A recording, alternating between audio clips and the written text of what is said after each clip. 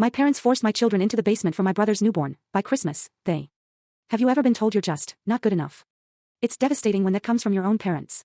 But when they start treating your children like they're nothing more than a number, like they don't count. That's a betrayal that can almost rip your world apart.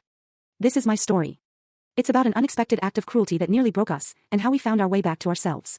My name is Odora, and I'm 46. 2 years ago, my world came crashing down. My husband, Victor, and I filed for divorce after 13 years of marriage. Personally, I was crushed. Financially, I was in shambles.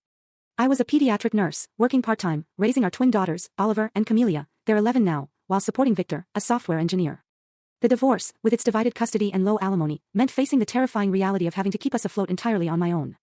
That's when my parents, Gloria and Carlos, stepped in. Just until you get back on your feet, Dad murmured, patting my shoulder. I remember saying, thank you so much. Our relationship had always been complicated. My younger brother, Justin, was the golden child, never breaking the rules. I was the responsible one, the rule follower. I loved working with children, so I put myself through 8 years of nursing school, paying every dime.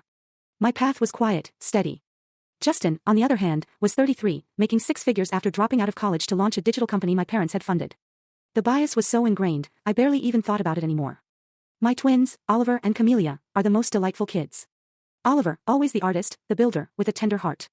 Camelia, my little athlete, bold, self-assured, always the first to fight for justice. Despite the chaos of the divorce and the move, they were thriving. Things seemed okay when we first moved in.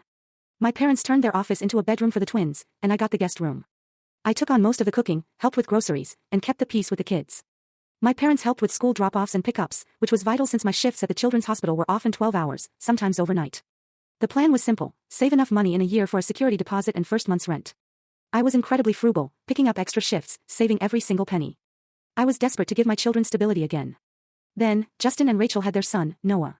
And everything changed. My parents had always favored Justin, but their reaction to his baby was completely off the charts. Even though Justin and Rachel lived across town in a 4-bedroom house, they turned their formal dining room into a nursery, spending a fortune on baby gear that would only see action during doctor's appointments. As soon as Noah took his first breath, Mom started backing out of her arrangements to help with my kids. Your brother needs more support right now, she'd say. He's new to parenting. She somehow missed the irony of me being a single mom for 3 years already. For a while, I tried to be understanding. A new grandchild, their first grandson, it was a reason to celebrate. Oliver and Camelia had been their only grandkids for a decade. Maybe it was just the novelty. The favoritism, mild at first, began to intensify. But I urged my children to be patient, explaining that baby Noah needed extra care. Bottom left of screen, click full story.